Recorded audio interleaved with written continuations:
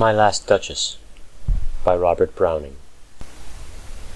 That's my last Duchess painted on the wall, looking as if she were alive. I call that a piece of wonder now. Frà Pandolf's hands worked busily a day, and there she stands. Will't please you sit and look at her? I said Frà Pandolf by design, for never read strangers like you that pictured countenance, the depth and passion of its earnest glance. But to myself they turned, since none puts by the curtain I have drawn for you but I, and seemed they would ask me, if they durst, how such a glance came there. So not the first are you to turn and ask thus. Sir, 'twas not her husband's presence only call that spot of joy into the Duchess' cheek.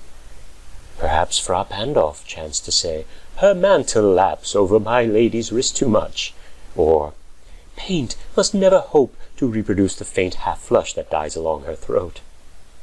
Such stuff was courtesy, she thought, and cause enough for calling up that spot of joy. She had a heart, how shall I say, too soon made glad, too easily impressed. She liked where'er she looked on, and her looks went everywhere. Sir, 'twas all one. My favour at her breast, the dropping of the daylight in the west, the bough of cherries some officious fool broke in the orchard for her, the white mule she rode with round the terrace, all and each would draw from her alike the approving speech, or blush, at least. She thanked men, good, but thanked somehow, I know not how, as if she ranked my gift of a 900 years old name with anybody's gift. Who'd stoop to blame this sort of trifling, even had you skill in speech, which I have not, to make your will quite clear to such a one, and say, just this or that in you disgusts me. Here you miss or there exceed the mark, and if she let herself be lessoned so, nor plainly set her wits to yours, forsooth, and made excuse, e'en then would be some stooping, and I choose never to stoop. Oh, sir, she smiled, no doubt, whene'er I passed her, but who passed without much the same smile? This grew.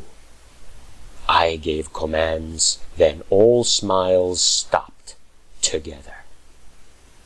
There she stands, as if alive. Will't please you rise? We'll meet the company below then.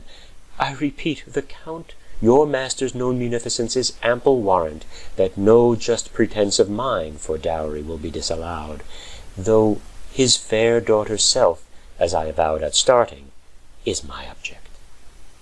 Nay, we'll go together down, sir. Notice Neptune, though taming a seahorse thought a rarity, which Claus of Innsbruck cast in bronze for me. End of